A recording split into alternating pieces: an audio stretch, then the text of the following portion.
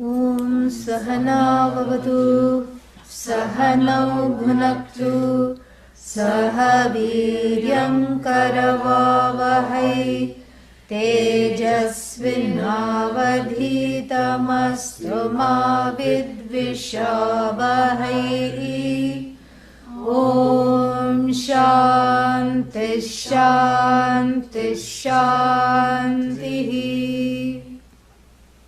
Nimittam manashchakshuradipravrittau Nimittam manashchakshuradipravrittau Nirastakhilopadhirakashakalpaha Nirastakhilopadhirakashakalpaha Ravirlokacheshta Ravirlokacheshta Nimittam yathayaha Nimittam yathayaha Sanityopalabdhisvarupohamatma Yamagnyushnavan Yamagnyushnavan Nityabodhasvarupaha Nityabodhasvarupaha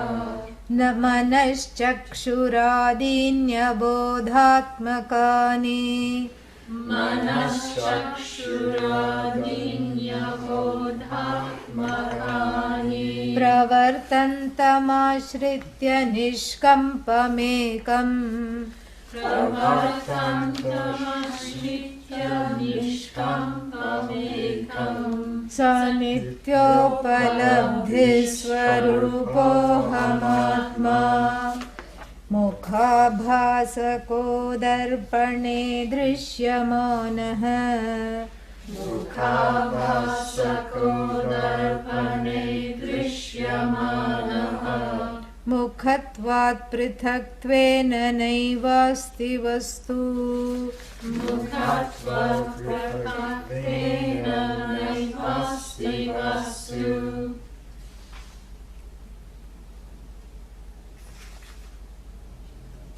Something Chidabhasako something. I'll find it. 1 second. Yeah. Chidabhasako dhishu jivopi tadvat Chidabhasako dhishu jivopi tadvat Sanityopaladhishvarupo amatma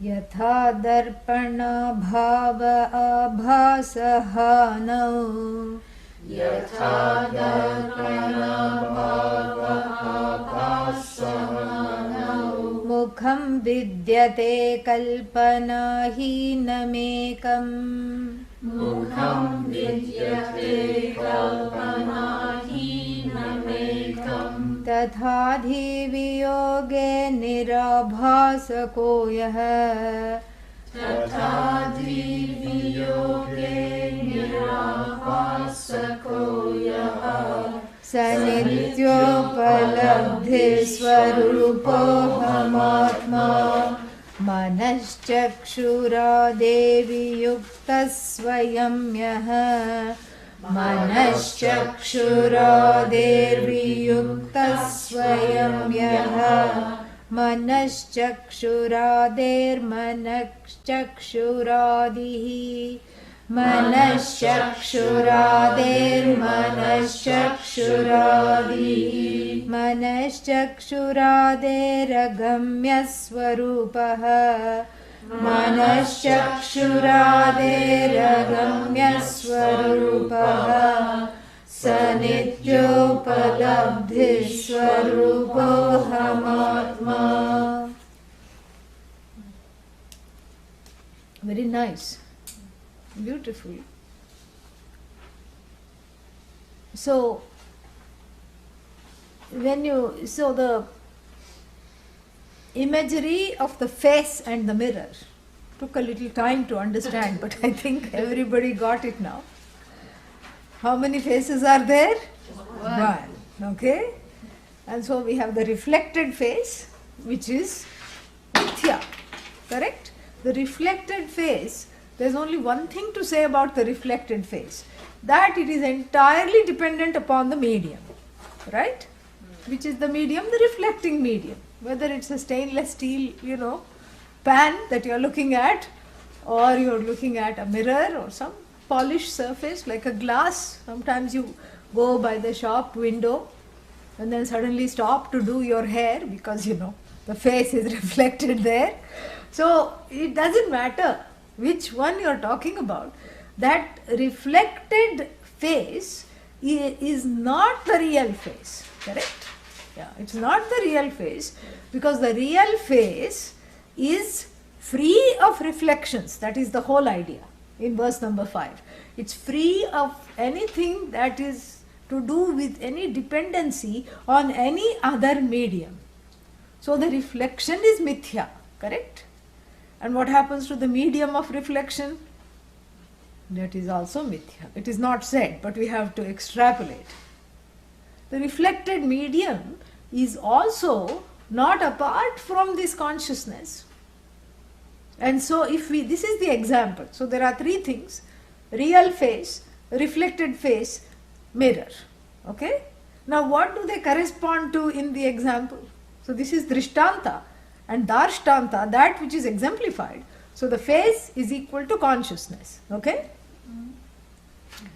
And the reflecting medium, the mirror, so to speak, is equal to? Huh? Could you repeat the question? Exactly. So yes, this is what it's all about. So the real face is equal to consciousness. Okay? So in the example there are three entities. What are they? Face, mirror, and then what's the third one? Reflection. Abba. Okay. So now in the exemplified, face is equal to consciousness. Mirror is equal to? Ignorance. Yeah, they are all mithya, but mirror is equal to what? Ignorance. Buddhi, mind. Yes. The mirror is equal to the intellect. Okay? Yeah. And what is the reflected face? How can I say ignorance?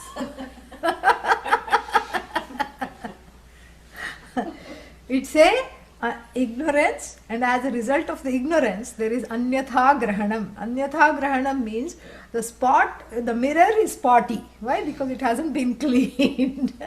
So the mirror is full of dust, dirt and fog. Okay? Because sometimes there is fog, you come out of the shower and you cannot see anything in the mirror.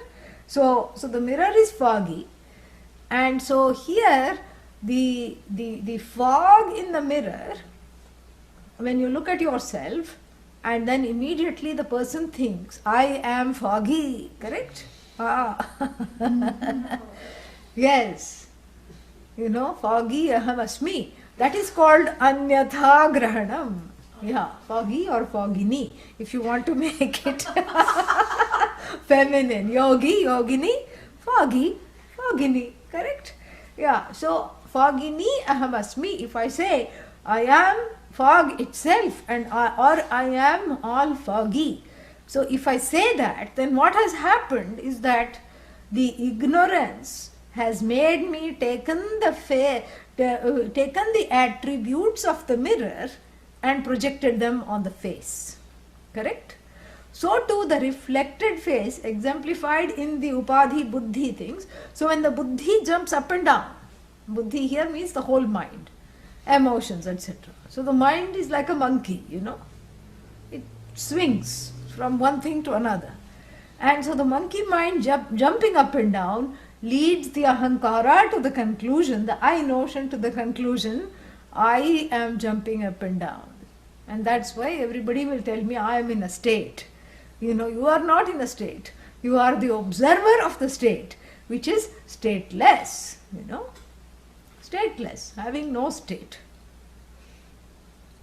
Like that fellow, who was the whistleblower for the NSA.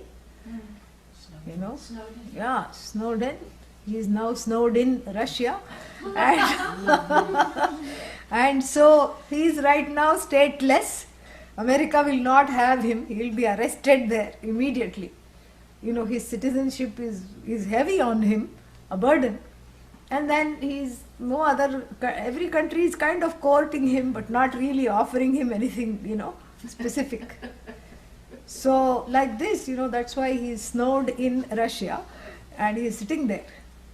And so like that, the Atma is stateless, If it were actually to enter any body, mind, sense complex, like Snowden entering America, it will be imprisoned by that, as it were, correct? It will not get out. So really speaking, it doesn't enter any body, mind, sense complex, really speaking. It as though blesses it, because the presence and the satta, the presence, and the spurti, the chit, that consciousness, that awareness, and that presence which cannot be separated from the Atma, which are its properties, which are its description, so to speak, which are its very Swarupa definition.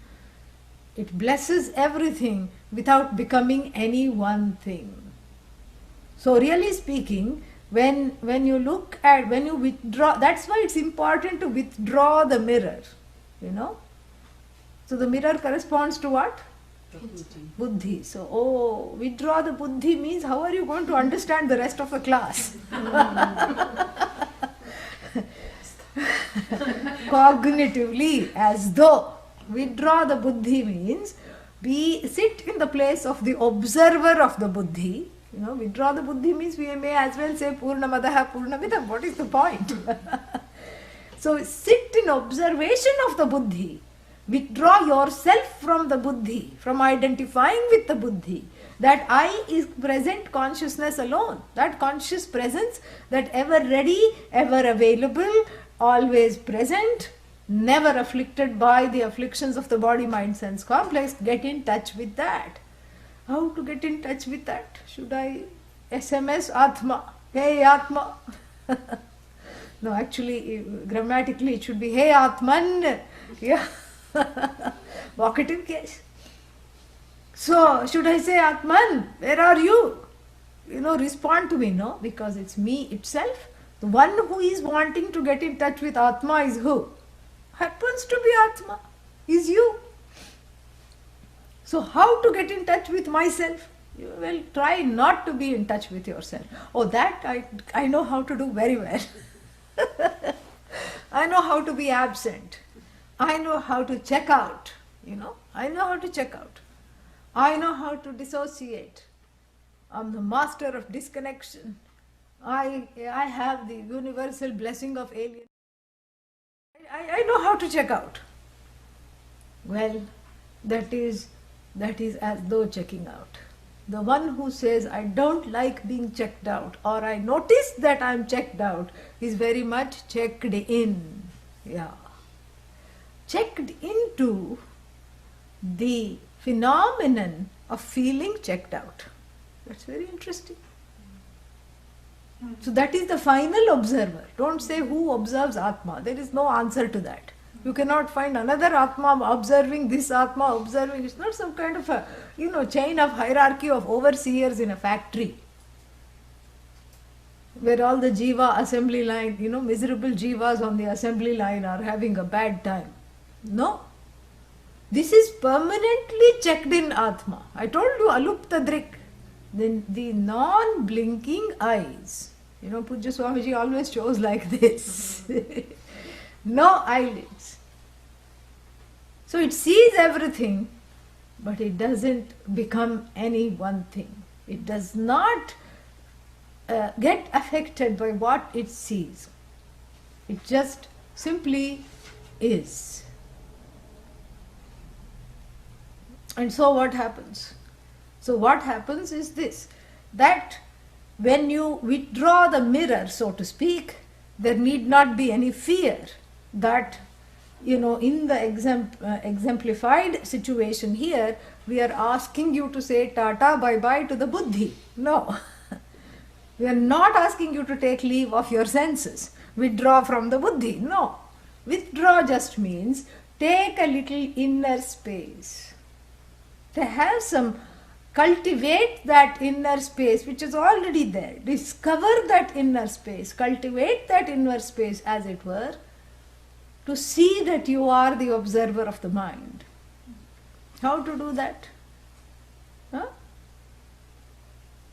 How do I do that? Meditation. Meditation, yeah. Answer always comes. Little late, but it comes. I'm very pleased about that. Meditation, very simple. You know, if you sit, you start observing, you sit and you start with observing the body, observing the senses, observing the sounds around you, and then you say, I am going to now observe the thoughts. That is observing the Buddhi, observing the mind. That is what observing the mind is about. And then when you get to the place of abiding in the observer more than abiding in what is observed. This is the differentiation. Generally the jiva abides in what is observed. This is the jiva's bread and butter. What shall I do now? What shall I do now? Oh, what's going there? What's coming here? Very quickly the abidance in oneself gives way to certain distractions. And to make matters complicated, all so-called distractions are Atma. Really, there is nothing other than the Atma. But since we are talking of a pursuit, it doesn't work to say in the beginning that whatever I pursue is Atma, so I'm going to go to a movie, you know, because movie is Atma, movie is not away from Atma. And you know, disco is Atma, movie is Atma, restaurant is Atma. Everything is Atma. So I can do whatever I want because I can never go away from Atma. This is objectively true, no doubt. But we are talking of the person who is in the process of knowing. We are talking of the person with a nascent understanding that, okay, I am other than what I observe. You see, first you say there are two things. What are they? Atma and Anatma. Only two things. Dvau hi padarthau, Atma Anatmanau. You know, only two things. So first, because it is tangled up in one way and not the other, Anatma cannot remain without Atma. Can you say it the other way around? Atma also cannot remain without Anatma. No. And they have a lovely codependent relationship, Atma and Anatma. No. Forever married and forever miserable. No, you cannot say that. Whereas Atma, Anatma depends entirely on I, Atma. The I is independent of everything else, so it's a very tricky relationship. You see? It's a very tricky relationship. And so therefore, the one who is not very sure or clear about, for the one who is not very sure or clear about the knowledge, the technique of withdrawing the mirroring medium is recommended. And what kind of a strategy is this? It is a temporary strategy. Because we are not into separation and withdrawal all the time, or even the observation into witnessing. Because it's good to get into the so-called Vedantin's witness box.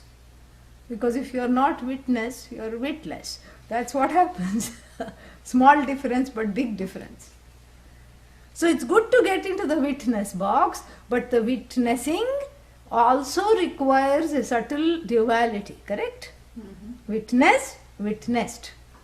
But it is far superior than identifying with what is witnessed, because then one is like a bottom feeder, like the shrimp in the sea of samsara.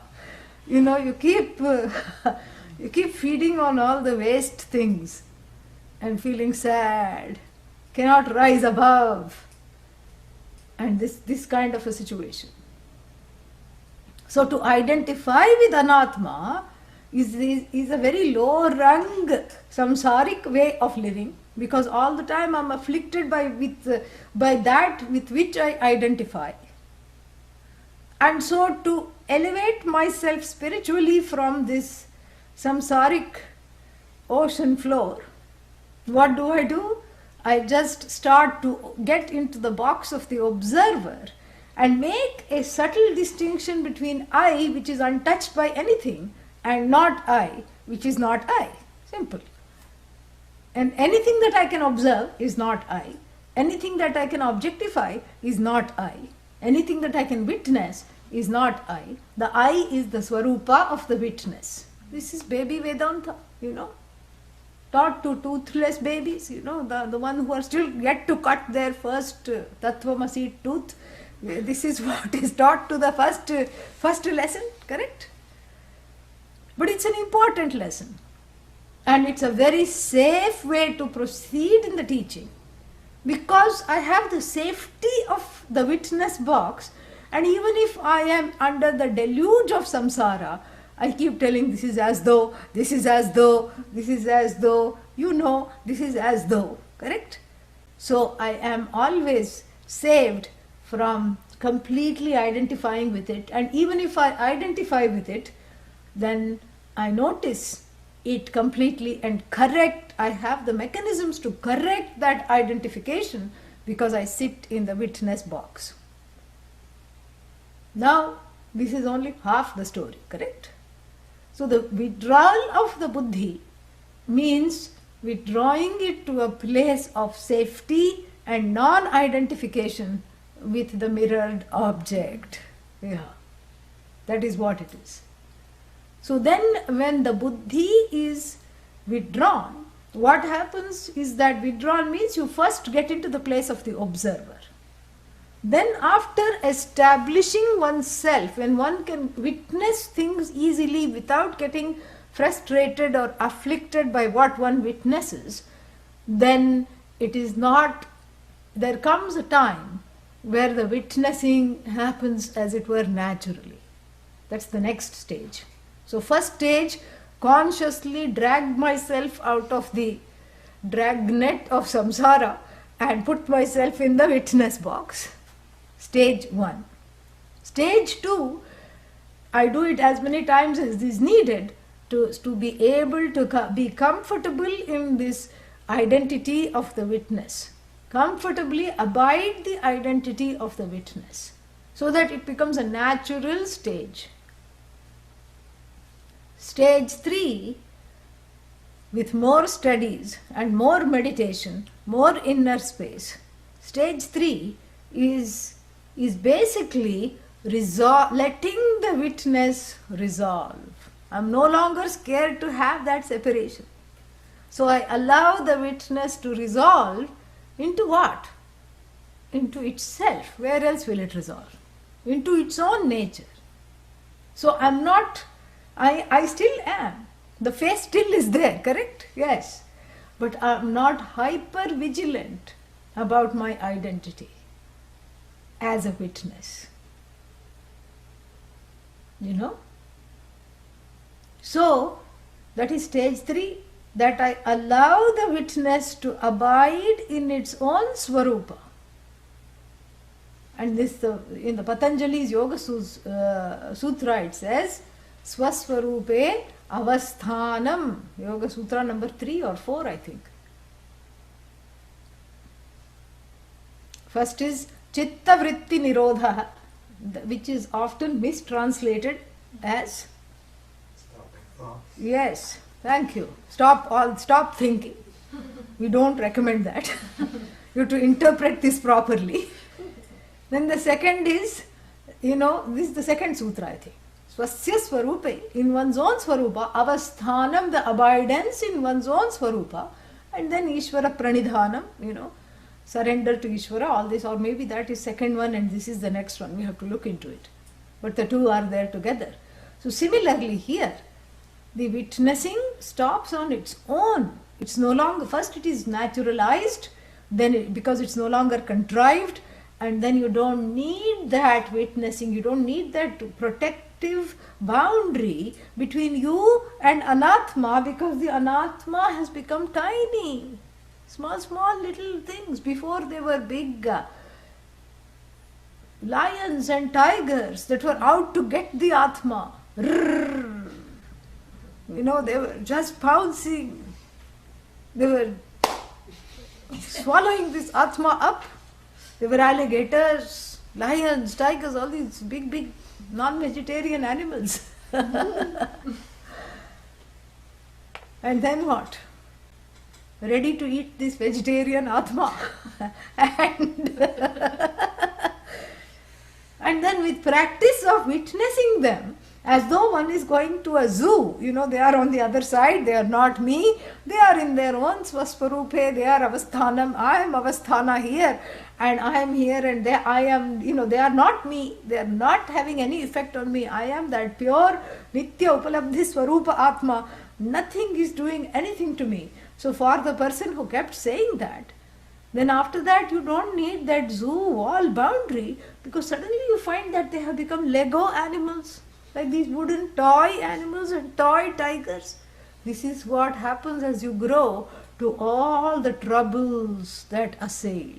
And this is the way of measuring self-growth. Nobody else can do it, thank God. You alone have to do it for yourself.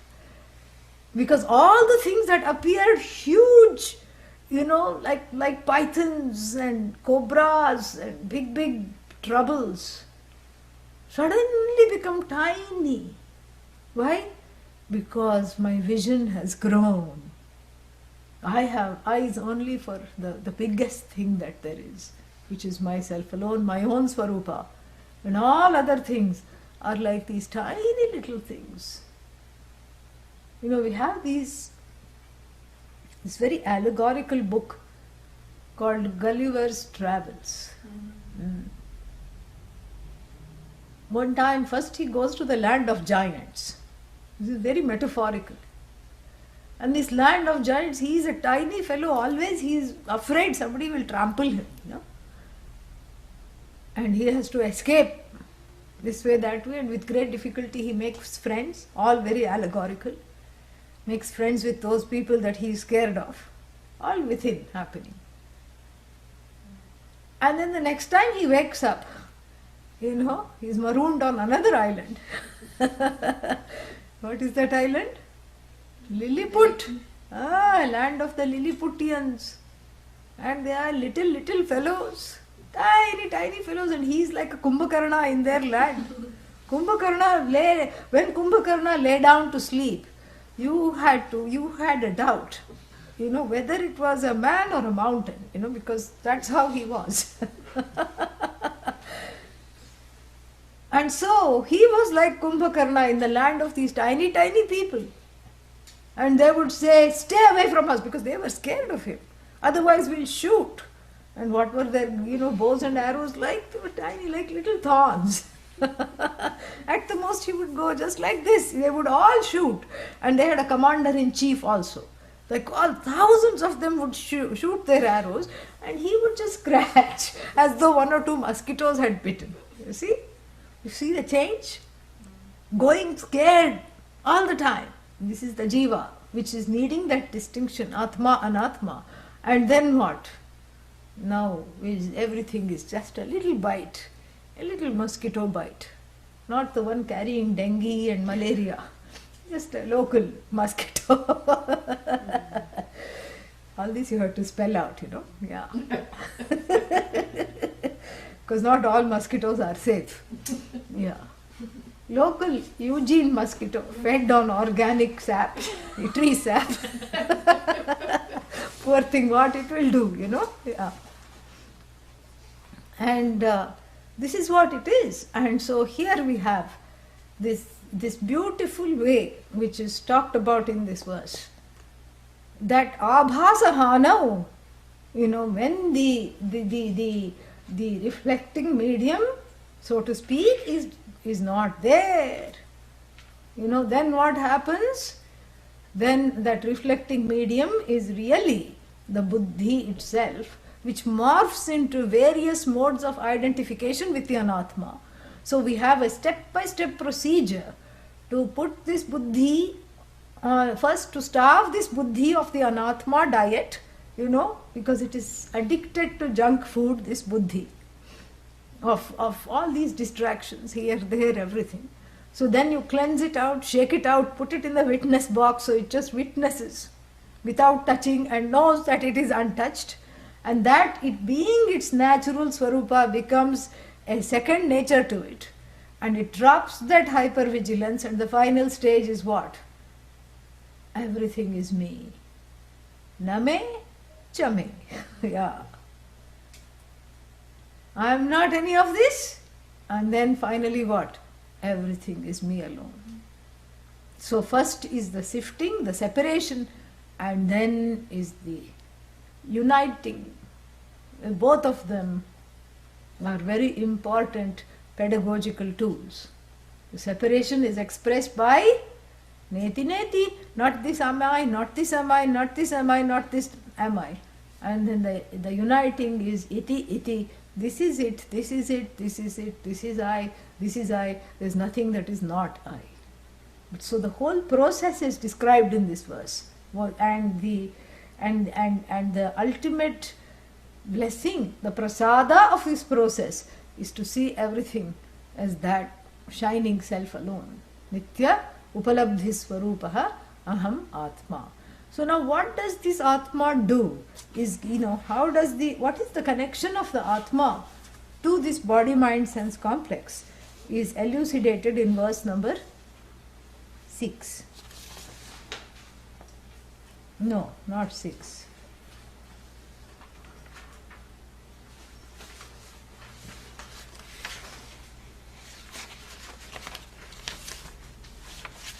Five. Manaschakshuhu adehe. Manaha chakshuhu adihi yasya saha. Meaning that which begins with the mind, eye, etc. Group of sense organs. So we are talking of sense organs. So that which is free of the sense organs. Viyuktaha means separated from. That yaha swayam manaschakshuradehe viyuktaha. Yaha swayam, whose essential nature, that which in itself is viyuktaha, not attached to or not in any way dependent upon what? The sense organs. Oh, so the Atma is not dependent upon the sense organs? Yes, that is correct. And then what are the sense organs? Because they also see, right? And they also come to certain conclusions. They help you to gather information. And the ahankara, the I-ness, the I notion, the ego, comes to certain conclusions. So what are the mind and the I? What is their relationship to the Atma? It is similar to the electricity and the various bulbs. When the electricity, which is common, a common undercurrent, pun intended, that goes through all the devices, it powers the devices differently, correct? Mm-hmm. It powers the computer. When the computer is powered, it looks different than the lamp, then some other lamp, then a chandelier, then a music radio, some music box. So it's the same electricity because it's the same plug point. Sometimes that plug point has, what is that? Several generations. It has multiple outlets. You can make one into, what is that called? Strip, power strip. You can buy one power strip which has 6 outlets. And you plug it into that one outlet. And what have you done? That same electricity can be powered, you can power at the same time 6 different looking devices. All you have to do is plug it in, maybe switch on some button you have to press. So the same electricity which powers one thing looks very different than the another thing, correct? So one lamp will look different from the other lamp.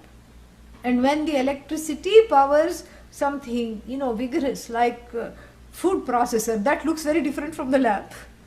The lamp is not making any noise, it is quietly there, and the food processor is making this huge noise.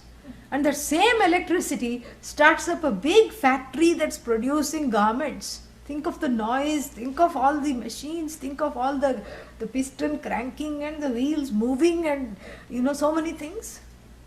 In the beginning of the Industrial Revolution, the first machine that was really not one of the first machines that changed life as we know it. It's called cotton ginny. It was called cotton gin for short. An automatic weaving device. And that is what brought this whole factory culture. Before that, everybody used to produce things at home where it was much sane and nicer, because they owned the working hours, they owned the means of production many times, and they had freedom when they would take holidays and when they would visit their relatives. But now, how many genies you could afford? Only one. Who could afford? The richest person. And so they would bring it in a dark, airless room and keep it there, and then sound the siren in the morning so that everybody knew that in half an hour you have to report to work. And half an hour later another siren would be sounded. And this is how it changed the face of production. All this one electricity going through these various devices. And in some devices it turns, and some devices it unravels things. Same electricity. And where is the change? The change is in the upadhi. Exactly. And so the same, Atma, the current of Atma, the presence, the ever-ready presence, and the Chit and the Sat, which we have discussed in detail, the Sat Chit Atma powers the ear to hear. You cannot say the ear hears. What? Exactly. So you cannot say the ear hears. The organ has a capacity to hear, just like the lamp has a capacity to project the light, but it is not the source of the light. So similarly, the ear has the capacity to hear, but it is not the source of the power of hearing. It is empowered to hear. That means it is more of a receiver. Even though the ear is not in the form of an antenna, you don't have to go like this, in the old ones, even now I suppose car antennas, except they are automatic. You just sit in the car and they go like that. But before you had to go outside and keep on making it grow. So imagine if there was one here and you have to keep making it grow like that. Thank God. It's a very high class receiver without having any of these, appendages. Already the person cannot walk in the house. Imagine if all those things were there. You cannot even negotiate a single step.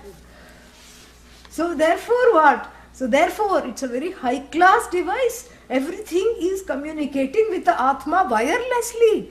Yeah. And this whole concept of Wi-Fi, the scientists got it from Bhagavan, from Ishvara. It's an Ishvarik or an Atmic Wi-Fi, because the first Wi-Fi, because there is no transmitting, no receiving, no wires. I don't have to be plugged into the Atma outlet for this body to start having signs of life. To be shocked into life.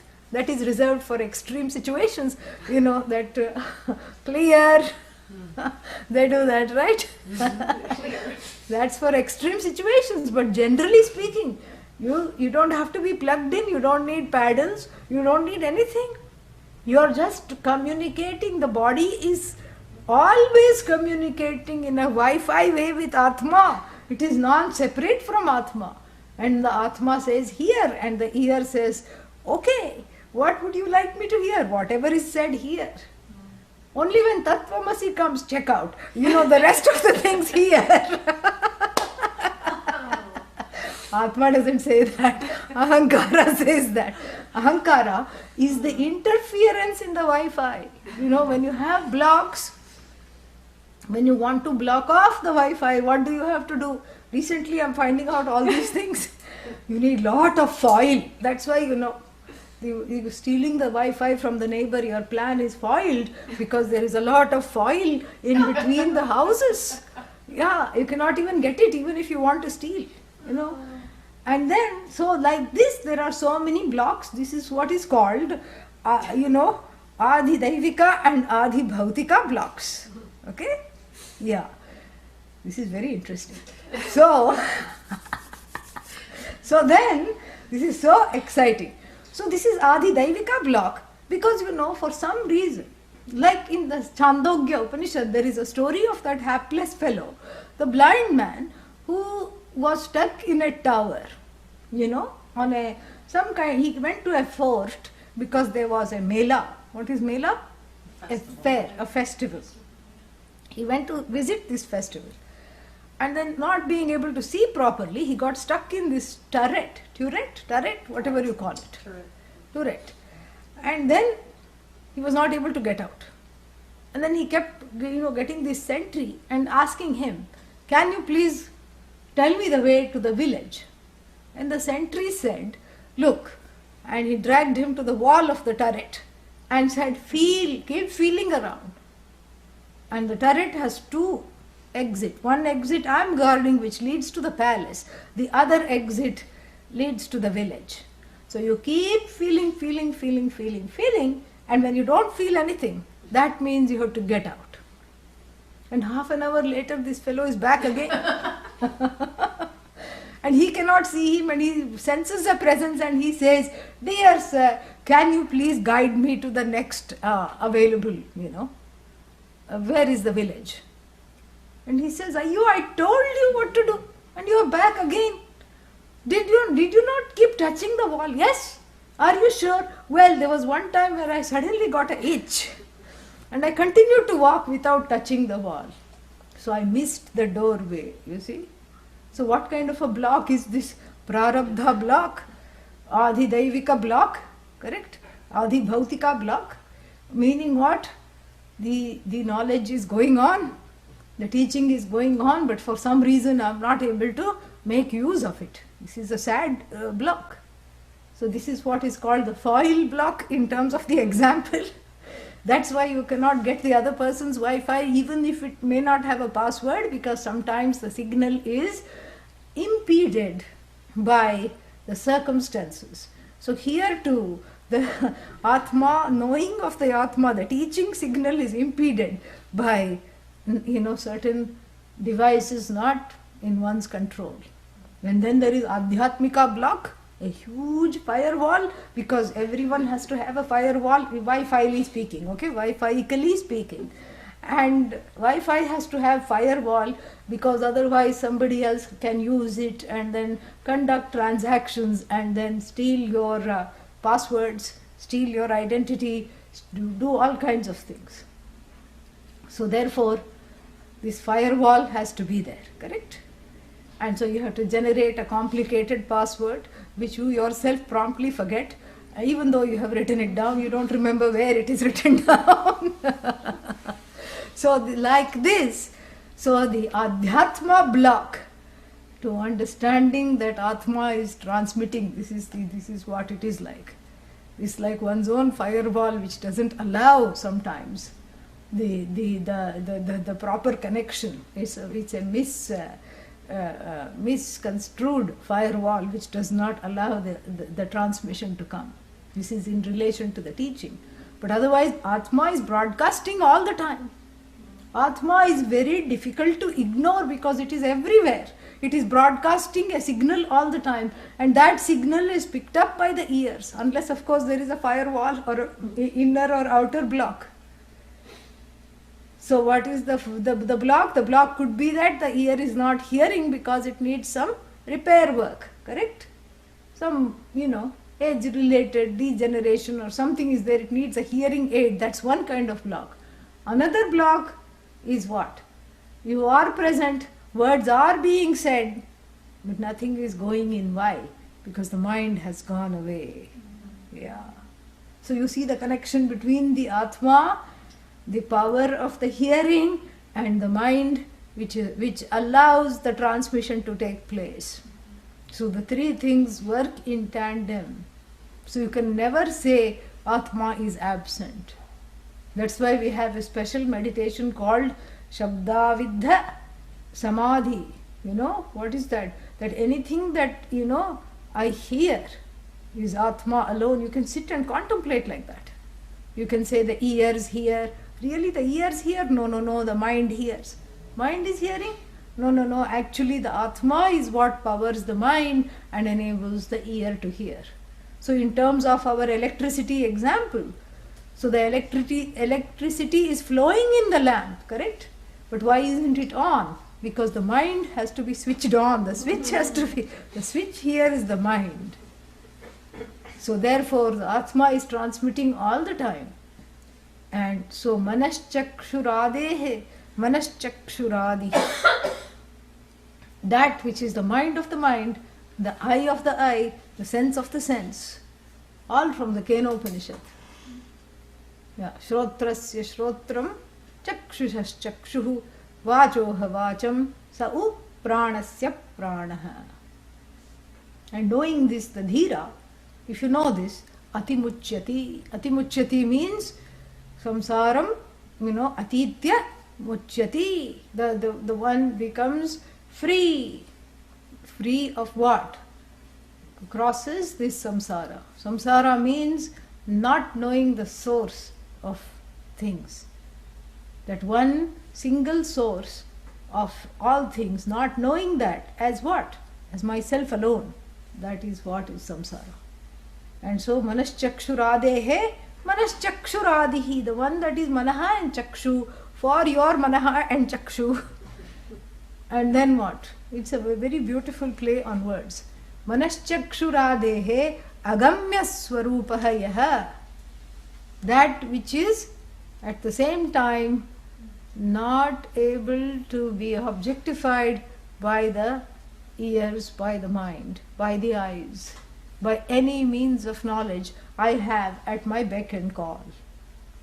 So this Atma, this secret Wi-Fi Atma that is broadcasting a very strong signal all the time, and you want to go to the source of that signal. Yeah, because the owner of that signal should be very powerful.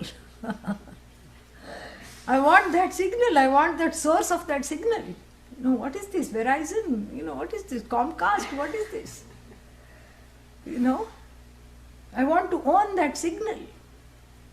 Because then I can charge each time people hear. And make money, you see. I want to know the source of this signal. Can you go to the source of that signal? Can you pinpoint this is the source of the signal? No. Why? Because it is you. And what was our, maybe Vedanta lesson? Anything that I can objectify is Naham, Naham, Naham. So that which I cannot objectify, cannot witness as an object, that is Atma. So therefore it shows the clear chain of hierarchy. The mind is important, the hearing, for the hearing to take place, the ears are important for the hearing to take place, but both of them are hopelessly dependent upon the Atma, whereas the Atma is the mind of the mind, eye of the eye, ear of the ear, and it is not dependent on them or on anything else. That knower without mind, thank God. That hearer of everything without ears. That doer without hands and legs. That seer without eyes. So when you remove the eyes, because the eyes are limiting, you see? Yeah. That's why you have to keep, wearing this. Eyes means chashma will come. Chashma means what? Another upanetram. Yeah. What is upanetram? Glasses. Yeah. Upa means near. Netram, eyes. What is near the eyes? Glasses. So, and hearing again, sooner or later you have to keep, if you go to elderly people's houses, you suddenly get shocked. Oh my God, what has happened? Because they are living alone by themselves. And the television is enough for the whole neighborhood to hear. Thankfully, it's a senior neighborhood, so they're all living happily ever after. But this is what it is. So loud. And then you are respectful of them, and you don't want to make them, disturb them, but you cannot live there, you cannot stay there even for a minute. And so what you do is you just gently make it a little less when no one is looking.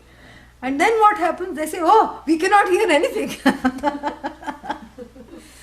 This is the fate of the ears, correct? Then you tell them, go get a hearing aid. No, nothing is wrong with our ears. What's wrong? I'm hearing everything fine. So this is the fate of the ears. This is the fate of the eyes. What is that? Eyes means degeneration. What? Who? And then and then the mind copes very beautifully. You get used to not seeing things. So much so that you don't know that you're not seeing it. And ultimately, as Pujya Swamiji says, you're happy if you can see the elephant in the room. Very satisfied. You don't hope for much else. And similarly, when the hearing is going, you don't notice it. You don't notice it, but it is going. Later you notice it and you say, oh, big change has happened because, you're not paying attention to it. And so, when you talk of a medium of sight and a medium of hearing and a medium of knowing, which are actually the mind, which all of these jnanendriyas are media of knowledge, correct? They are pramanas. So you may call it pratyaksha pramana, the first primary means of knowing. What primary? What primary? They are empowered by a big Atma there. They are not primary at all. There is something much more primal than these means of knowing. These means of knowing are dependent upon the Atma, really. So really, and this is told only so that all the ego invested in being a knower is dependent upon the means of knowing. Yeah, the ahankara is there. The status of the knower is filled with ahankara.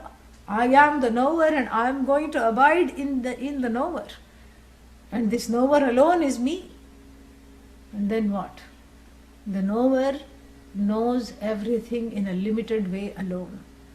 Because the means of knowing are limited, finite, subject to degeneration. So therefore, yattadadrekshyam agrahyam ashrotram achakshuhu apanipadam. This is another Upanishad. Which Upanishad? Mundaka Upanishad.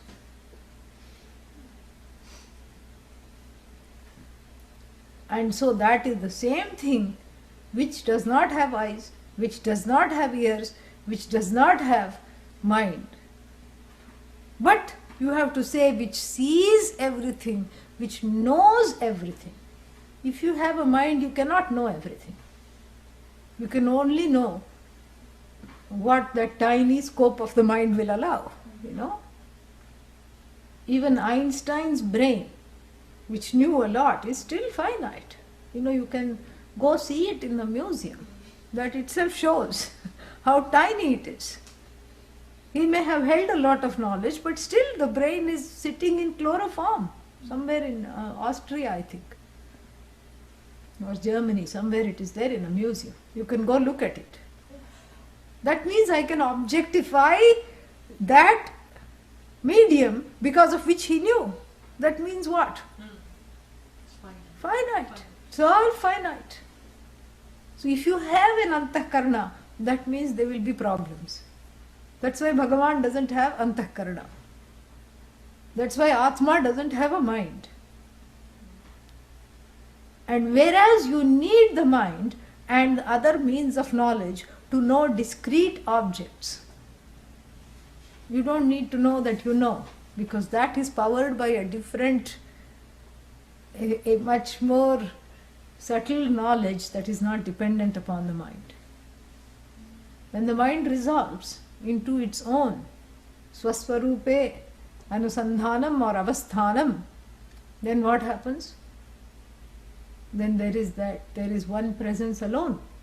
And what does it shine as? I am, I know. I know I am. That is what it is. That is the thought beyond the thoughts.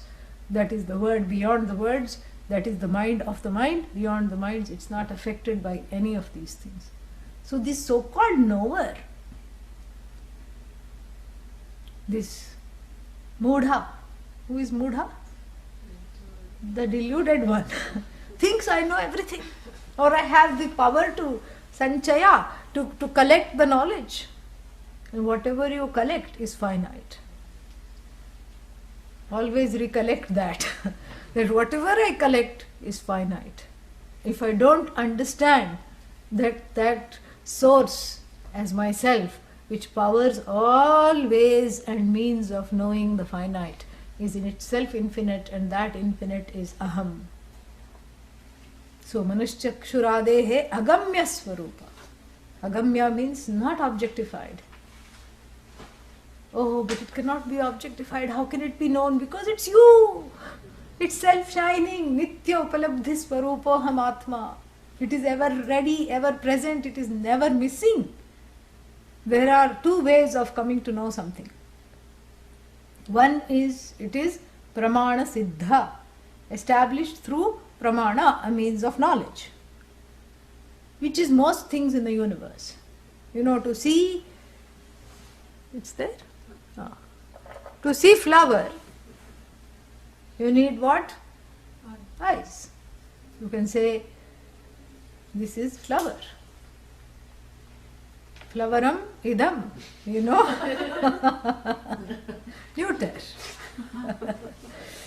Pushpam idam, you can say, this is flower. And you need the eyes to see form, right? But then we are not talking of that which has a specific form.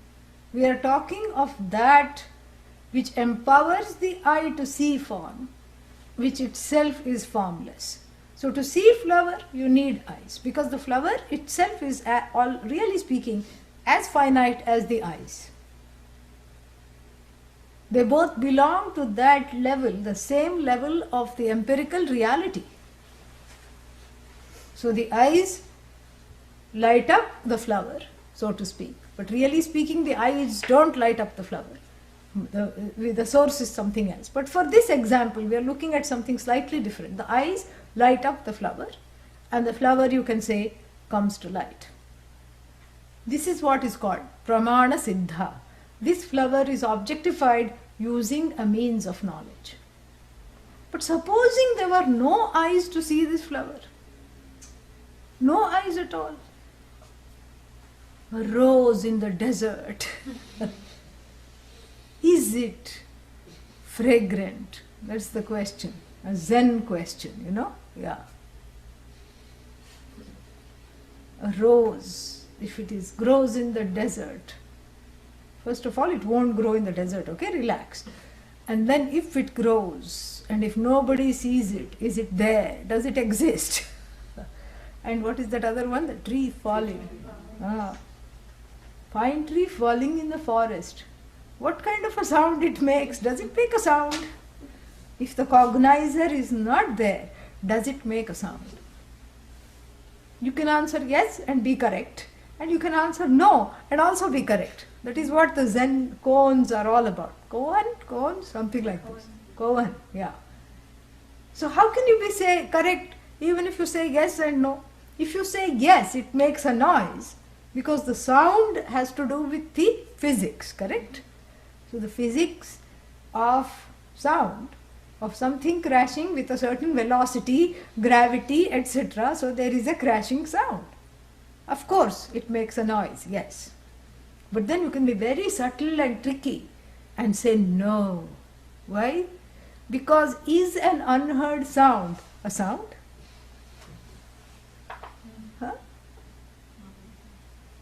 Something to think about. If the sound is not heard, is it a sound? Because that sound depends on me, on my hearing. So if I am not there, I hear doesn't mean this being, Atma. If Atma is not there, will there be sound?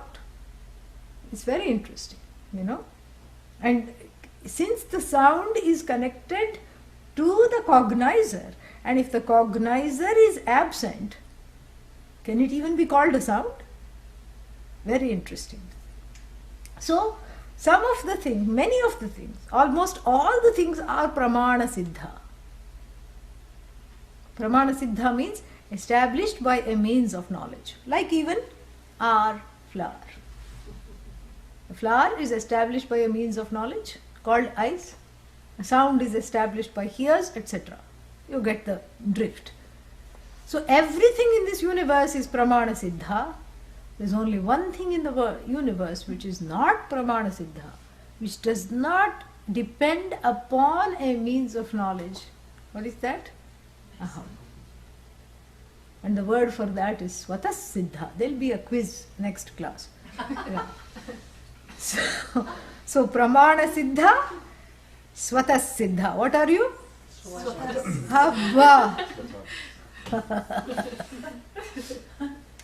Yes, swatas siddha. I light up.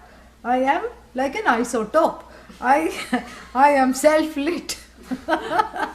I don't need any source of light to objectify myself. I don't need to be objectified, and I cannot be objectified. So imagine a neon isotope, all on its own, powered on its own, self-powered. And so I need not be objectified by any pair of eyes.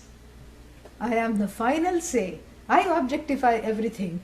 Nothing needs to objectify me, because I am always self-effulgent. This is what self-effulgent means.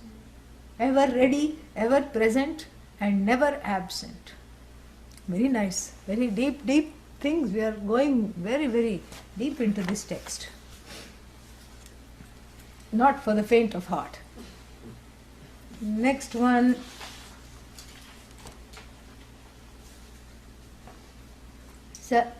स एको विभाति स्वतः शुद्धचेताः स एको विभाति स्वतः शुद्धचेताः प्रकाशस्वरूपोऽपि प्रकाशस्वरूपोऽपि नानेवधीषु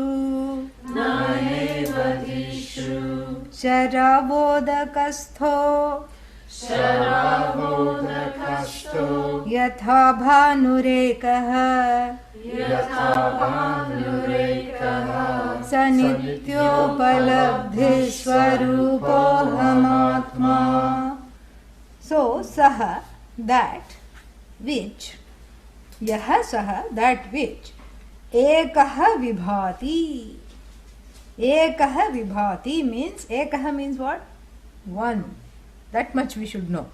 Ekaha means one. Yeah. Anekaha means? Not one. Many. So, many is correct, but literally it means not one. So, ekaha vibhati, that alone shines. And let us look at the anvaya a little bit. I don't know if I brought that here. Here it is. Yaha ekaha, that which is one, swataha, itself, prakasha swarupaha api, although self-effulgent, nana eva dhishu, in many intellects, vibhati, shines. That is the anvaya. That which although is one and itself self-effulgent, in many buddhis, nana here doesn't mean grandfather, okay? Yeah.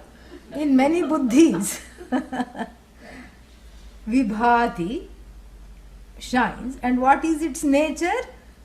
You know, vibhati, that is its nature, self-effulgent. And then, for whom does it shine? This is very important. It shines for everyone, correct? It should shine for everyone. Like I said, the Wi-Fi broadcast by the Atma, the signal is very strong. It should shine for everyone.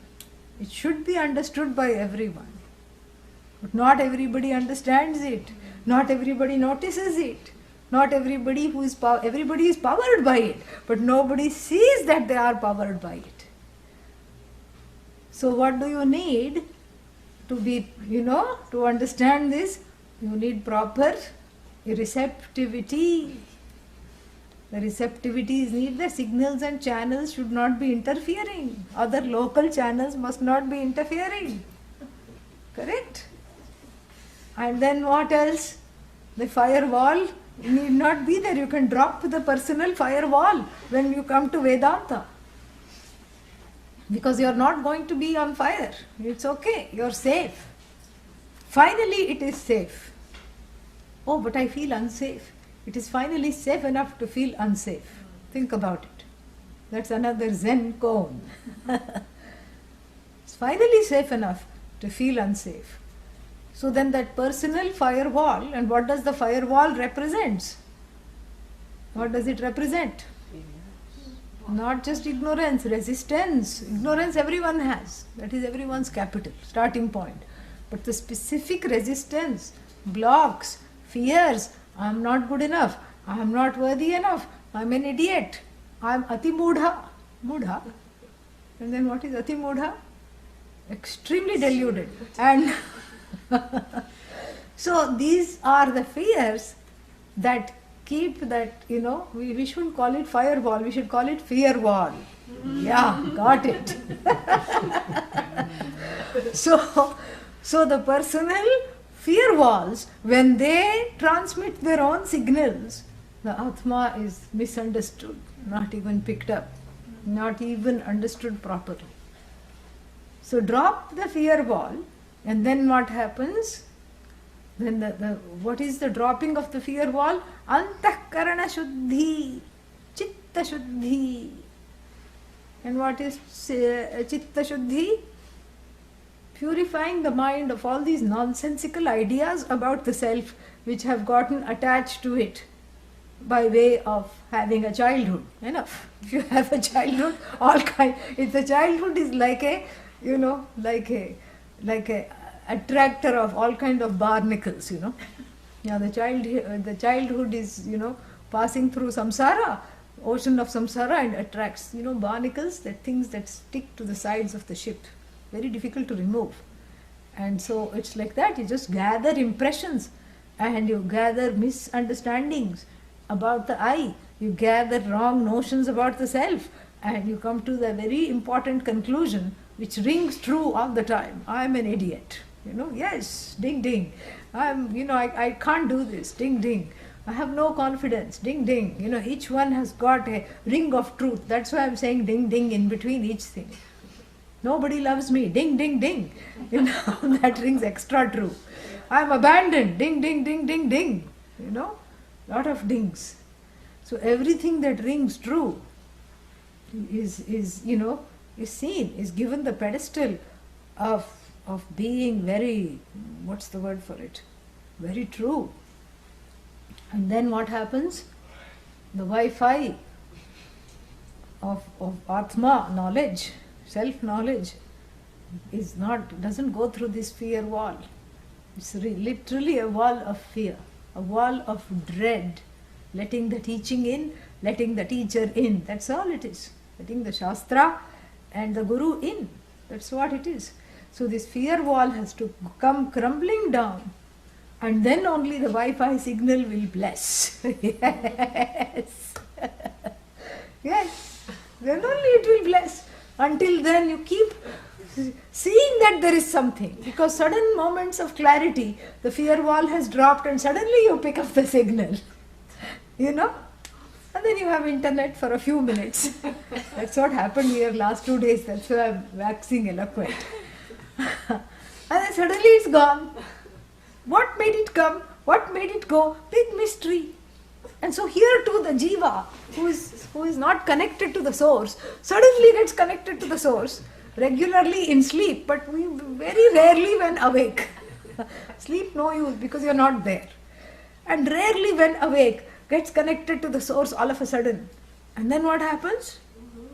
Yes, woohoo. Yeah, and then woohoo, wonderful. I feel great.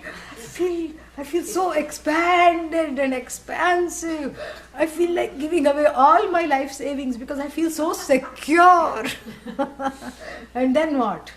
Suddenly the personal rain cloud in the form of a chhatri appears. One is cloaked in this rain cloud of fear. And the signal is lost. Yes, no Wi-Fi.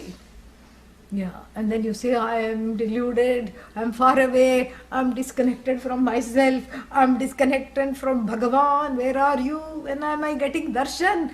This is when one becomes, a darshan junkie. It's because when you don't know that you are the source of that darshan, you are that. Atma darshan is the holiest darshan that you can have, Atma darshanam. That is the holiest darshan. And so here, therefore what? Saya eko vibhati prakasha swarupopi naneva dhishu saya. Yaha eko vibhati, that which in itself shines in many intellects, in many buddhis, all at once, without undergoing any change. When is it going to bless me as the truth of myself? Who is it going to bless?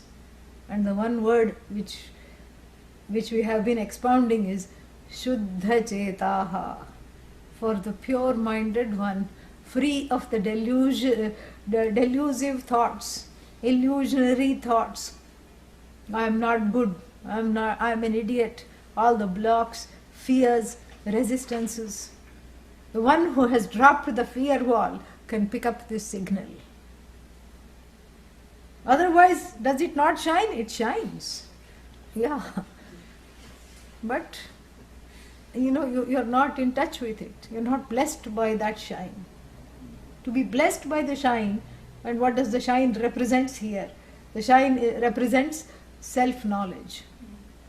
To be blessed by this self-knowledge, one has to drop the dread, fear, sorrow, hurt, guilt, and the wrong understanding of oneself. All the notions of oneself have to be dropped. And while the teaching does that, one also has to do a lot of inner work to help the teaching assimilate.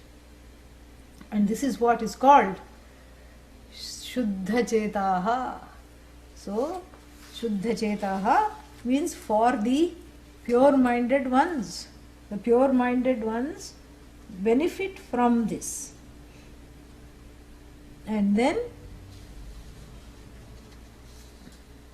it shines in several intellects, in many intellects. How? Sharava udakasthaha yatha ekaha bhanuhu. Like the one sun that is illumining 20 pots filled with water. I just said 20, many pots. So, how many suns you will see? As many pots are there? That many suns? 20 pots, 20 suns. Are there really 20 suns? No, there is one sun and only. How do I know? When I have a free and a pure mind, when I have a Shuddha Cheta. Then when I become a Shuddha Cheta, then I know. So this is what is to be pure-hearted, free of ragadveshas. Because how to let go, this is what people don't understand sometimes. How to, I'll take 3 more minutes today. How to let go of the resistances and the blocks. And that resistance and blocks is all of them are fueled by what is called strong preferences. In fact, they are nothing but strong preferences expressed in the present. So if you want to go to the source, there are many ways. You can do therapy, all that will help. You can write it out, that will help. You can take a vacation, that will definitely help, Even if it doesn't help you, it will help others who don't have to deal with you and while you are on the vacation. So all that helps. But really speaking, those all are empowered by ragadveshas being in place. So the ragadveshas, the strong preferences that I have cultivated now, have their stories and histories in the past, when they got formed, the moment they got formed. And so the whole crux of the Vedantic life is to drop those strong preferences by doing what needs to be done rather than what one wants to do. So I convert my life. This is what is Karma Yoga. I dedicate the likes and dislikes, like even flowers at the altar of surrender, which is Bhagavan. And I do all the things that need to be done, which is within the cosmic flow, and I dedicate it to Bhagavan. And whatever comes as a result, I accept gracefully as a present from Bhagavan, prasada buddhi. And this is what helps to drop the strong ragadveshas. In India, the culture is such that you really, you cannot go to India and say, oh, today I have these plans. I'm going to do this first, and then I'm going to do this, and then I'm going to do this. You cannot do that. Because people who go to India go for self-growth, whether they know it or not. Some strong desire for self-growth has alone made them fly there. And they land there and nothing goes as planned. And what do you have to do? You have to keep coping. From a moper, you have to become a coper. Yeah, that's a very big transformation. Otherwise, one just mopes. Then from moping, you learn coping, you learn elasticity, a certain flexibility. Because, and also in joint families and everything, no one allows you to do what you want to do. You may have ragadveshas, but then the people that you live with have 10 or 15 more of them than you. And for peacekeeping sake, you lose your ragadveshas fast. Yes, so it's like a jet sets you on the thing. Here, since the culture doesn't support it, since the culture makes you feel as though you're in charge all the time and you can plan your day and you can do whatever you want to do, that freedom comes with a certain setback to self-growth, and there is a certain rigidity. It's all about loosening this rigidity. And more we'll see day after tomorrow. Tomorrow is holiday. Om Purnamadah Purnamidam Purnat Purnamudachyate Purnasya Purnamadaya Purnamevavashishyate. Om Shanti Shanti Shanti. Harihi Om Shri Gurubhyo Namaha. Harihi Om.